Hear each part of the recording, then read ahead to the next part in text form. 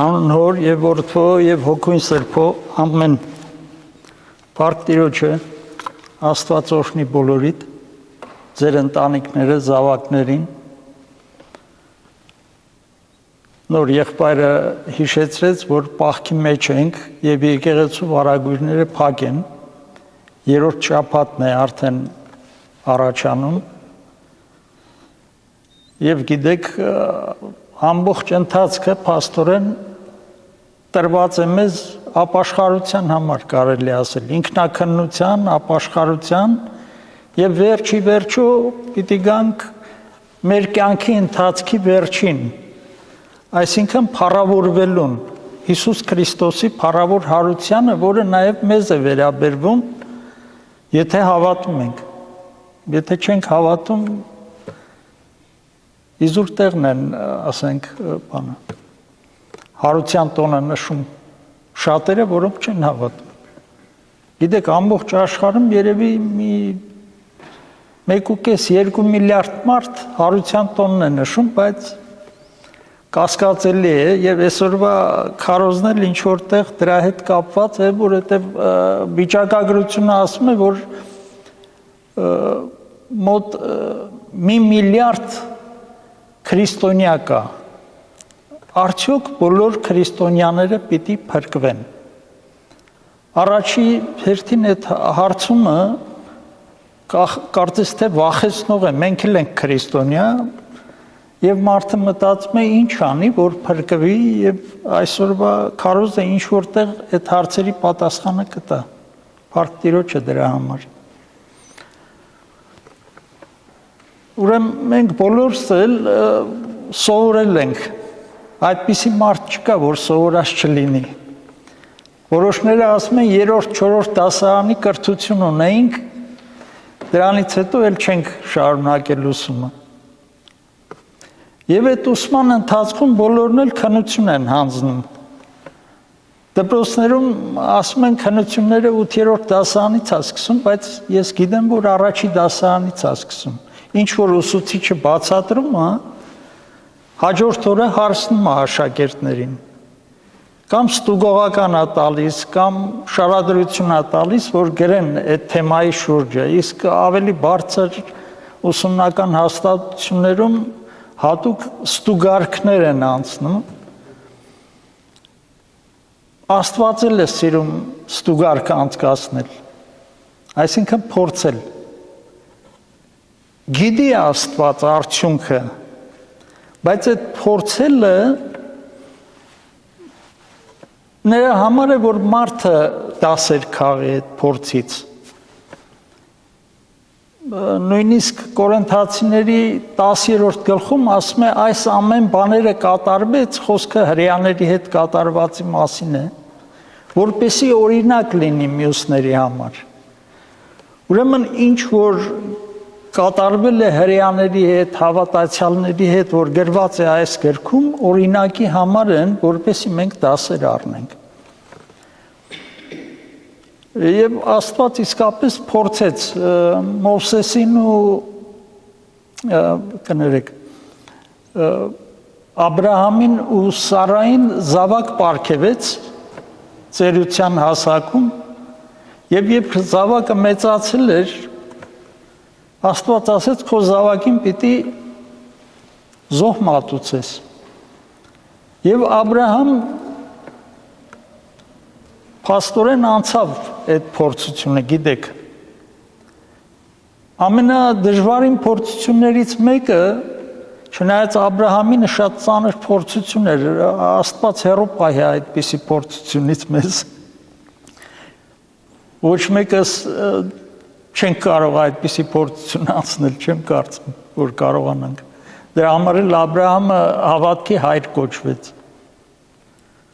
Հովնանն էլ փորձվեց, բայց ձախողվեց, գիտեք, փախավ Աստծու առաջարկից եւ վերջի վերջո ձկան փորի միջից գերեզմանից աղոթք արեց եւ Տերը լսեց աղոթքը եւ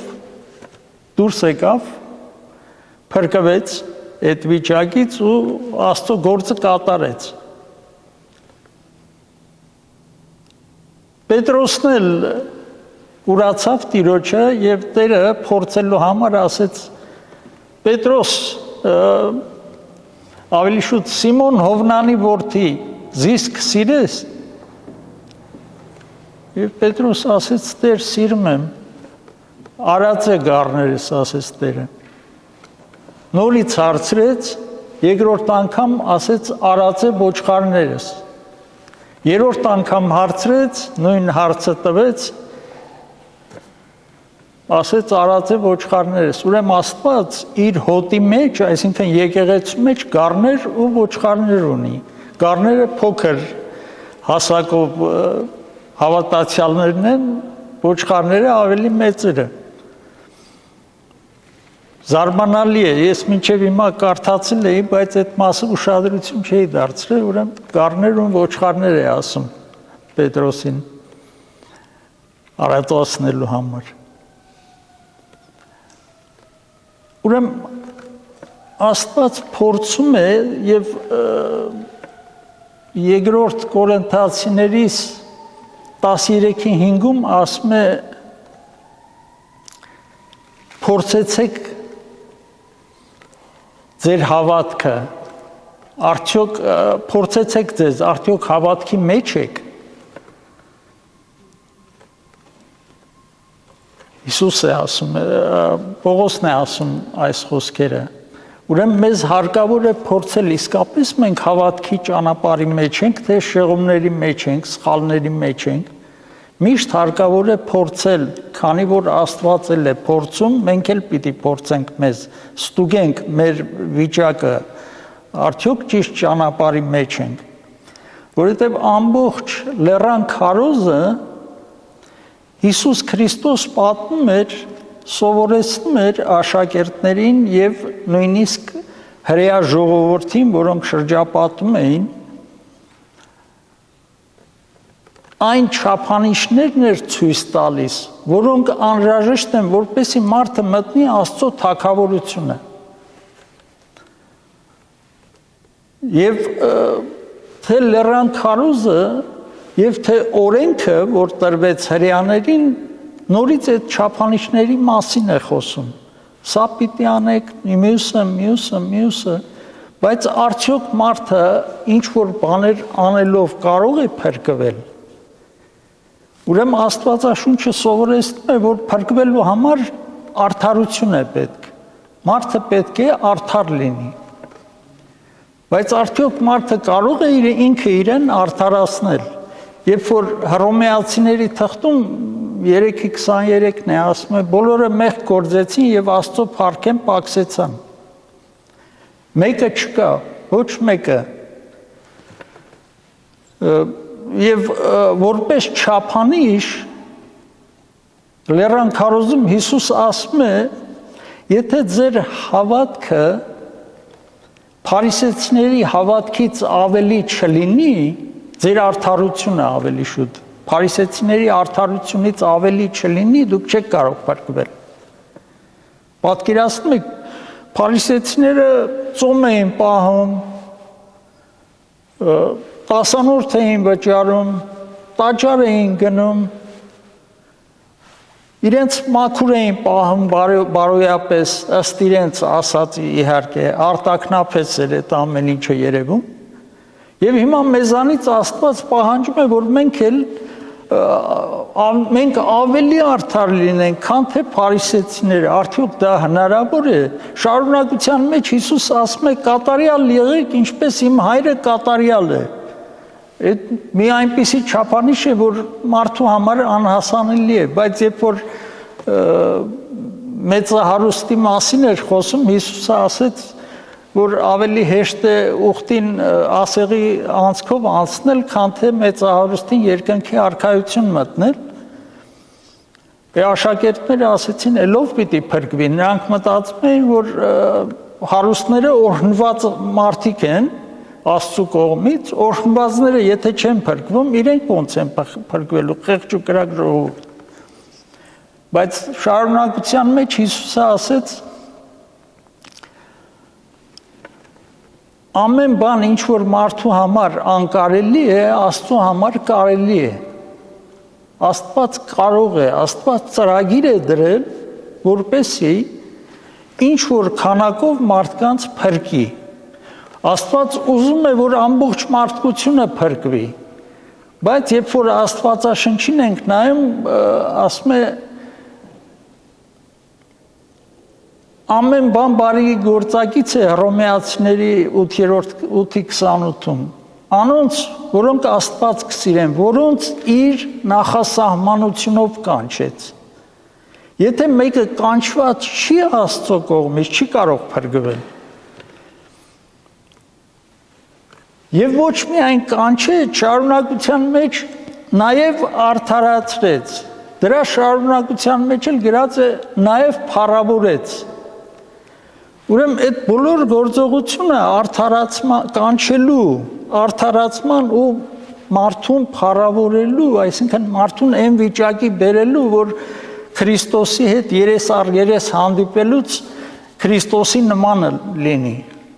Այդպիսի վիճակ մարդը ինքը իր ուժերով չի կարող։ Եվ պարզ է, որ միակ միջոցը Հիսուս Քրիստոսն է, ինչպես մենք գիտենք, միակ ճանապարհը, ինչպես ինքն էլ ասեց, ես եմ ճանապարհը, ճշմարտությունը եւ կյանքը։ Բայց ասեցի, որ կան քրիստոնյաներ, որոնք չեն փրկվելու եւ դրա մասին հենց Լեռան քարոզում գրված է։ Պիտի կարդամ Մատթեոսի ավետարանի 7-րդ գլխի 21-23 համարները մինչև Անոր եւ Որդու եւ Հոգուն Սրբո ամեն։ Ասում է ոչ թե ամեն ով որ ինձի Տեր կսե պիտի մտնե երկնքի թագավորությունը, հապա անիկա որ իմ երկնավոր հորս կամքը կկատարե։ Շատերը այն օրը ինձի պիտի ասեն Տեր, չէ որ քո անունովդ մարգարեություն երինք եւ քո անունովդ դևեր հանեցինք ու քո անունովդ շատ հրաշքներ երինք։ Այն ատեն հայտնապես անոնց պիտի ասեմ, թե ես բնավ ձեզ չէի ճանչնար։ Մեկդի գացեք քովես դուք որ անօրենություն գործեիք։ Տեսնում եք, պարզվում է մարդիկ կան, որոնք չեն մտնելու երկնքի արքայությունը։ Այստեղ ասում է, ես ձեզի չէի ճանչնար։ Հիշում եք 10 կույսերի առակի մեջ էլ ասում է, ես ձեզ չեմ ճանաչում, 5-ին ասեց, ես ձեզ չեմ ճանաչում։ Դուռը փակվեց, 5-ը մտան, 5-ի համար դուռը փակվեց, որովհետև յուղ չունեին իրենց հետ, գիտեք։ Հիմա այստեղ էլ նույն բանն է ասում, ես ձեզի չէի ճանաչում, ինչ է ստացվում, որ Աստված մարդուն չի ճանաչում, իսկապես ճանաչում է Աստված, բոլորին է ճանաչում ու բոլորի սրտերը քննում է, չէ, որովհետև սիրտ ու երիկամուն քննող է Աստված եւ այդ քննությունից գիտի ով է, բայց սրանց ասում է, ես ձեզի չէի ճանաչում, միտքը այն է, որ ես ձեզ չգիտեի։ Գիտեք, գիտենալը ինչ է։ Երբ որ Ադամն ու Եվան Աստծո կամքով ամուսնացան եւ իհարկե արտաքսվեցին, գիտեք, դրախտից անհնազանդության պատճառով, մեղքի պատճառով, ասում է Ադամը գիտցավ Եվան եւ զավակ ունեցան, չէ՞, Կայենն ու Աբելը։ Ուրեմն Ադամը իմացավ, իմանալ, գիտենալ բառը նշանակում է մտերիմ հարաբերության մեջ լինել, մոտիկ հարաբերության մեջ, ոչ միայն ամուսնական հարաբերությունը,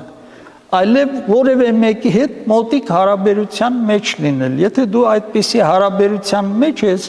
դրանից ծնունդ է գալիս, պտուղ է լինում, այսինքն բոլոր քրիստոնյաները պիտի նորեն ծնվելուց հետո իրենց հավատքի ընթացքում պիտի պտուղ տան։ Եվ այդ պտուղներով Աստված պիտի որոշի, արդյոք այս քրիստոնյան ճիշտ կյանքով է ապրել, թե չէ։ Հիմա այս Դրանից վերև 13 համարում ասում են նեղ դռնեն ներս մտեք, վասնզի լայն է այն դուռը ու ընդարձակ այն ճամփան, որ դեպի կորուստ կտանի, եւ շատվոր են անոնք, որ անկե կմտնեն։ Պատկերացնում եք, շատ մարդիկ չեն փրկվելու, լայն ճամփայով են գնալու, այստեղ է գրած։ Մենք չենք որոշող, Աստված այդպես է ասում։ Վասնզի նեղ է այն դուռը ու նեղվածք է այն ճամփան, որ դեպի կյանք կտանի եւ քիչվոր են անոնք, որ զանիկա կգտնեն։ Շատ քիչ մարդ է փրկվելու, բայց սա վախեցնելու համար չեմ ասում, այլ զգաստության համար։ Աստվածաշունչը մեզ զգաստության կոչ է անում, որպեսզի հավատքի մեջ քայլենք եւ ճշմարտության մեջ։ Ասում է ոչ թե կարդացած տողերը 7:21-ից ամեն ով որ ինձի Տեր կսե պիտի մտնի երկնքի թագավորությունը։ Լավ Տերը ասելը սխալ բան է։ Ուրեմն մեկը շատ գեղեցիկ արտահայտություն է տվել այս խոսքերի վրա։ Ասում է բոլոր քրիստոնյաները, բոլոր հավատացյալները ասում են Տեր Բայց բոլոր Տեր ասողները հավատացյալ չեն կամ քրիստոնյա չեն։ Բոլոր փրկվողները ասում են Տեր, բայց բոլոր Տեր ասողները փրկված չեն։ Ճիշտ սրանց է վերաբերում մեզ մարդկանց, որովհետև ասում է, հապա անիկա, որ իմ երկնավոր հորս կամքը կկատարի։ Ուրեմն շատերը պիտի գան Տեր ասեն, բայց Աստված իրենց չի ընդունելու, որովհետև հոր կամքը չեն կատարում։ Մարդիկ, որոնք կերակրվել էին այն 5000-ի մասին է, երբ որ Հիսուսին մոտեցան Հովհաննեսի ավետարանում, եւ Հիսուսը խոսեց նրանց հետ, ասեց. գնացեք ոչ կորստական ուտելիքի համար գործեք, վերջը ասեցին ինչ անենք, որ Աստծո գործերը գործենք։ Հիսուս ասեց Աստծո գործը այս է, որ անոր ղրկածին հավատակ։ Ով է Աստծո ղրկածը? Հիսուս Քրիստոս։ Ով որ Հիսուս Քրիստոսին հավատքով ընդունում է, փրկված է։ Հիմա այս մարդիկ փաստացի Հիսուս Քրիստոսին ոչ միայն ընդունում են, այլ Տեր են կանչում։ Ինչ է նշանակում Տեր։ Տեր նշանակում է, եթե որևէ մեկին մարդուն ասում ես Տեր,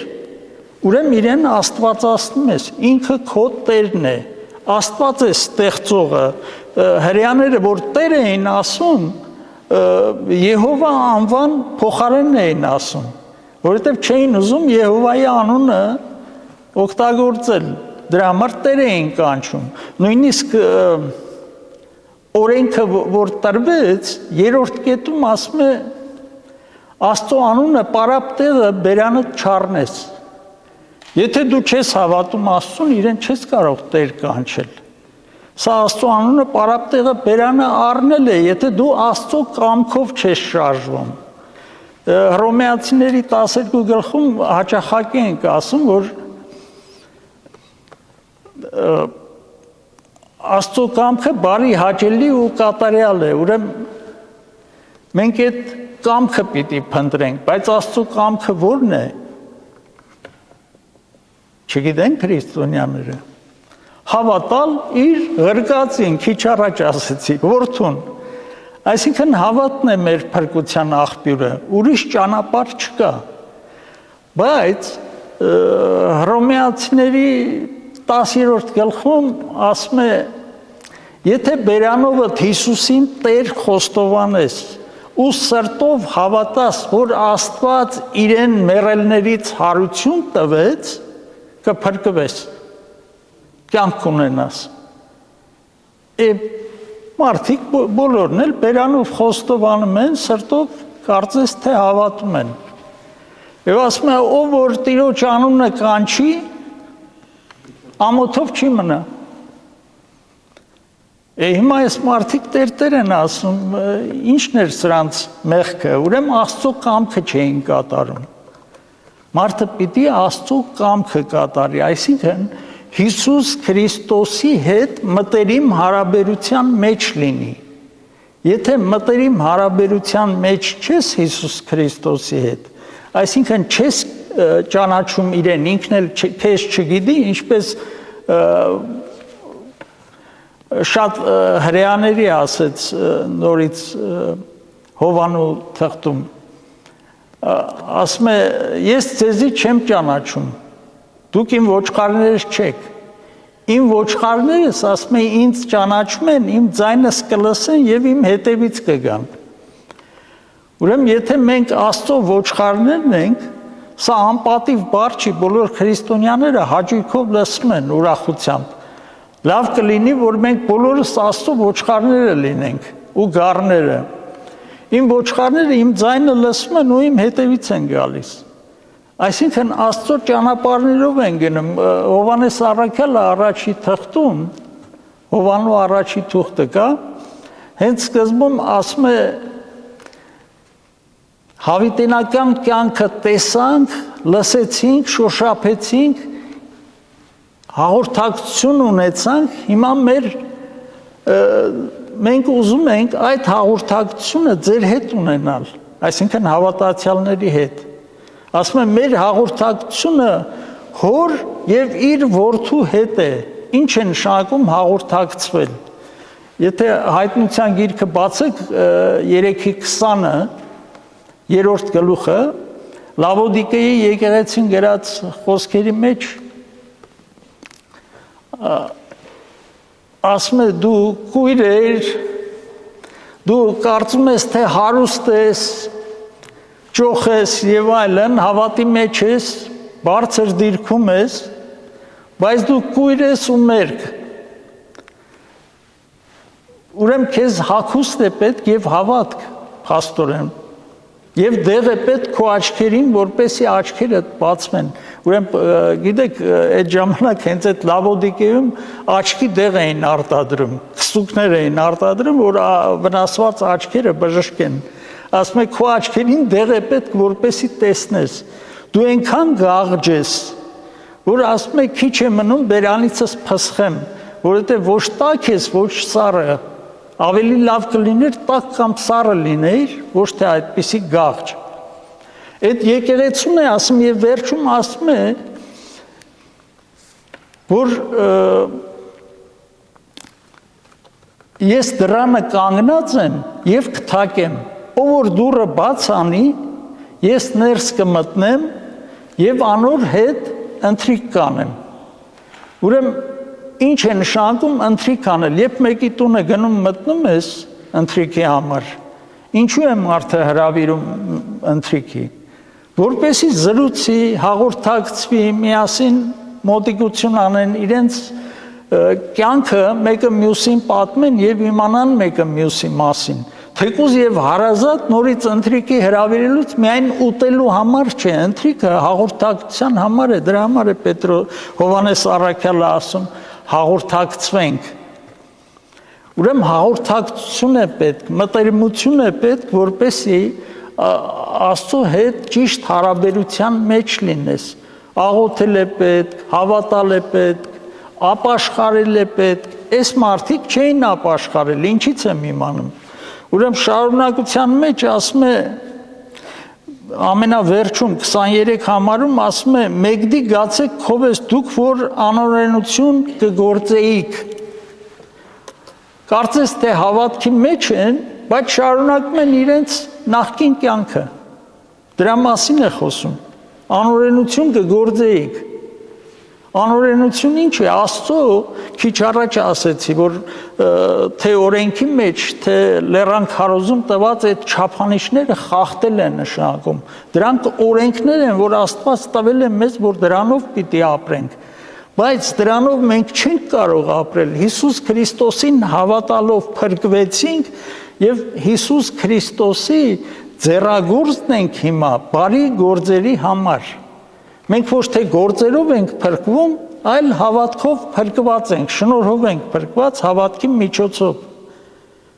Գործերով չենք փրկվում, բայց բարի գործեր պիտի կատարենք ամեն մեկս։